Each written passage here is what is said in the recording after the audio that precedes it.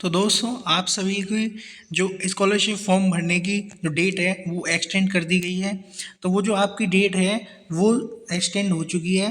छात्र छात्राओं द्वारा रजिस्ट्रेशन ऑनलाइन आवेदन की जो डेट है वो 10 जुलाई 2025 से 14 जनवरी 2026 तक कर दी गई है। और मैं आपको बता दूं इसमें ये हम जो मतलब ये नहीं है कि जो सभी वर्ग हैं उन सभी की वो हो गई है। इसमें आप नाइन्थ, 10th एंड 11th और 12th इन सभी वो क्लासेस को छोड़ के आप जो मतलब पोस्ट मैट्रिक को छोड़ के post matric other than intermediate आप किसी भी कोर्स में एनरोल हैं तो आप अपना फॉर्म भर सकते हैं। आप 9th 10th 11th और 12th इन क्लासेस को छोड़ के आप यानी पोस्ट मैट्रिक को छोड़ दें। आप post matric other than intermediate में अगर आपने एडमिशन ले रखा है यानी आपने कोई ग्रेजुएशन या पोस्ट ग्रेजुएशन कोर्स कर रहे हैं तो उसके लिए जो आपकी डेट है वो एक्सटेंड कर दी गई है। आप छात्रवृत्ति का फॉर्म 14 जनवरी 2026 तक भर सकते हैं। और मैं आपको बता दूं इसमें जनरल कैटेगरी, ओबीसी और एससी बाकी सभी वर्ग वो अपना यानी post matric other than intermediate में ही फॉर्म 14 जनवरी 2026 तक आप फिल कर सकते हैं। देन जो छात्र छात्रा द्वारा फाइनल प्रिंट आउट निकालना है वो आपको 17 जनवरी 2026 तक फाइनल सबमिट करना है। अपने मतलब पोर्टल से फाइनल लॉग आउट कर देना है। फाइनल लॉग आउट करने के बाद आपको जो हार्ड कॉपी है जो आप हार्ड कॉपी जमा करेंगे संस्था में वो आप 21 जनवरी 2026 तक जमा कर सकते हैं।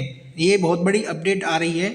स्कॉलरशिप की जो साइड है उससे हमने नोटिस डाउनलोड किया है। उस नोटिस में गवर्नमेंट की तरफ से जो आप एससी, ओबीसी, जनरल इसके जो भी post matric other and intermediate के बच्चे हैं वो अपना फॉर्म 14 जनवरी 2026 से 14 जनवरी 2026 तक आप अपना फॉर्म फिल कर सकते हैं। डेट एक्सटेंड हो चुकी है। और जो आप अपना फाइनल प्रिंट आउट है वो 17 जनवरी 2026 तक अपना सबमिट कर सकते हैं। देन आप अपनी संस्था में जो जमा करने के लिए आपको एक हार्ड कॉपी जो पोर्टल से शो होती है वो आप 21 जनवरी 2026 तक अपने कॉलेज में सबमिट कर सकते हैं।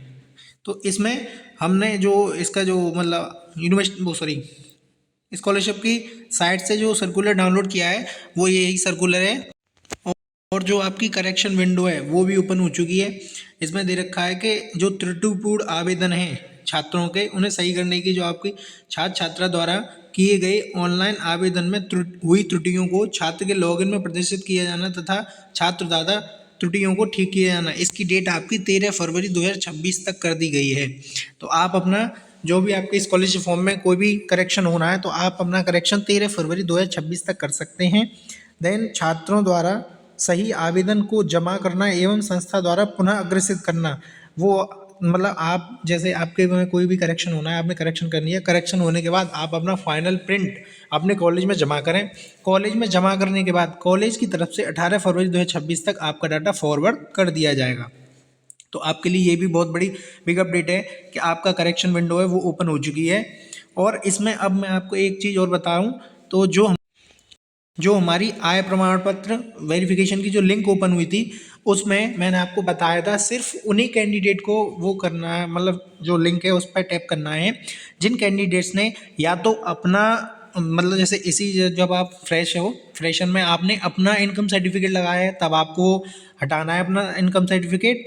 और जिन बच्चों का जो मतलब जैसे रिन्यूअल का होना है जिसमें आपका इनकम सर्टिफिकेट एक्सपायर हो गया है उन बच्चों के लिए वो लिंक एक्टिवेट हुई है।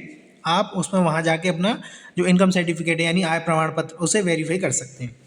देन हम अब अपना जब करंट स्टेटस चेक करते हैं तो उस स्टेटस में आप अपने जैसे आपने अपना एप्लीकेशन फॉर्म ओपन किया। एप्लीकेशन फॉर्म ओपन करने के बाद आपके सामने इस तरीके का चेक करंट स्टेटस जो नीचे आ रहा है मैंने इस पर मार्क कर रखा है। आप इस पर जैसे ही आप अपना क्लिक करेंगे क्लिक करने के बाद आपके सामने आपकी एक न्यू जो स्टेटस है न्यू कुछ इस कैटेगरी से आपका एप्लीकेशन फॉर्म स्टेटस शो होता है जिसमें आपका जो वन टाइम रजिस्ट्रेशन वो कब वेरीफाई हुआ है, रजिस्ट्रेशन रेफरेंस नंबर वो कब हुआ है और फाइनल सबमिशन कंप्लीट 31/10/25। और जो सबसे मेन है हमारा वो आता है कि जो हमारा स्टेटस एट इंस्टीट्यूशन लेवल यानी आपका जो इंस्टीट्यूशन लेवल से स्टेटस है वो वेरीफाई कब हुआ है। अगर आपका दिसंबर से पहले हो गया होगा 10 दिसंबर से पहले अगर आपका वेरिफिकेशन हो गया है तो आपकी स्कॉलरशिप जो जनवरी के लास्ट वीक तक, जनवरी के लास्ट वीक तक आपकी स्कॉलरशिप आपके अकाउंट में क्रेडिट हो जाएगी। तो इसमें आपको विशेष ध्यान रखना है, अगर आपका जो स्टेटस है वो इंस्टीट्यूशन लेवल से वेरीफाई नहीं हुआ है तो आप अपने इंस्टीट्यूट में जाके वहाँ बात करिए कि हमारा वेरिफिकेशन क्यों नहीं हुआ है। अगर आपका थंब में प्रेशर रह गया तो आप अपना थंब लगाएं। देन मैं एक और चीज़ आपको बताऊं, इसमें बहुत से बच्चों का डाउट था कि हमने जो मतलब फ़ीस है, जैसे अब उनकी बीए या बीएससी जो भी आप कोर्सेज कर रहे हैं उसकी फ़ीस हमारी 3,000 रुपये है।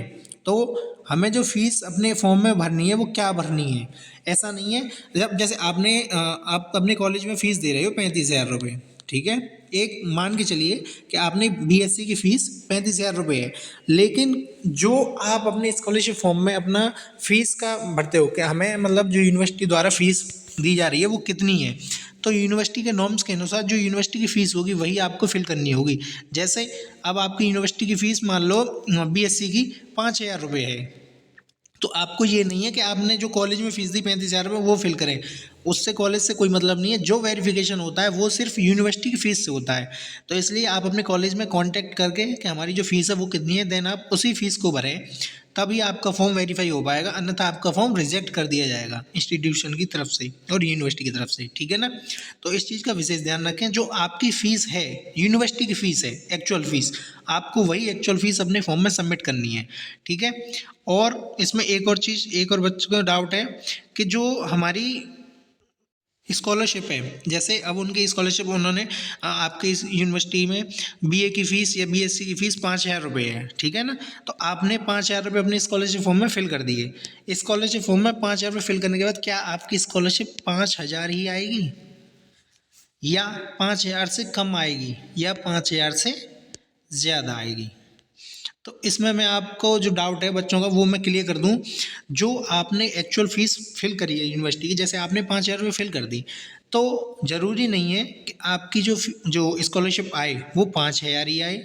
हो सकता है वो आपकी स्कॉलरशिप 5,000 से बढ़ के 6,000 भी आए, 7,000 भी आए, या हो सकता है जो आपकी स्कॉलरशिप 5,000 है तो वो 4,000 भी आए, वो 3,000 भी आए। वो डिपेंड करता है स्कॉलरशिप कमेटी पे। अगर उनके पास समाज कल्याण पे आपके जो भी आपकी कैटेगरी है उसमें अगर उनका बजट है तो वो स्कॉलरशिप आपको उससे ज़्यादा भी दे सकते हैं, अगर बजट कम है तो वो स्कॉलरशिप कम भी दे सकते हैं।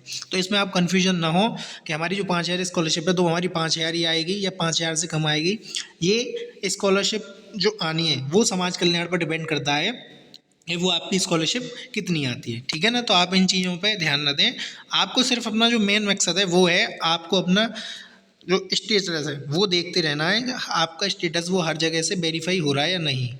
इंस्टीट्यूशन लेवल से वेरीफाई होने के बाद यूनिवर्सिटी से वेरीफाई होना चाहिए, फिर आपका data level after scrutiny with reason, अगर कोई आपका मतलब करेक्शन वगैरह है वो चीज़ देखें, देन आपका अकाउंट वेरिफिकेशन होना चाहिए। और सबसे मेन बात मैं आपको बता दूं, आप अपने अकाउंट में जो भी आपका अकाउंट है बैंक में किसी में भी, उसमें आप अपना आधार सीड कराइए। आधार, अगर आप अपना आधार सीडिंग नहीं कराते तो आपकी स्कॉलरशिप रिटर्न चली जाएगी। इस चीज़ का आप विशेष ध्यान रखें। तो आप सभी अपने अकाउंट्स में आधार सीडिंग ज़रूर कराइए। बाकी जो भी अपडेट्स है स्कॉलरशिप की उसके लिए चैनल को फॉलो करिए और वीडियोस को लाइक करिए और सब्सक्राइब करिए। बाकी अपडेट्स मैं आपको अपने चैनल पर देता रहूँगा, और चैनल के बेल आइकन को जरूर प्रेस करिएगा जिससे कि कोई भी वीडियोस में डालता हूँ आपको नोटिफिकेशन सबसे पहले मिले।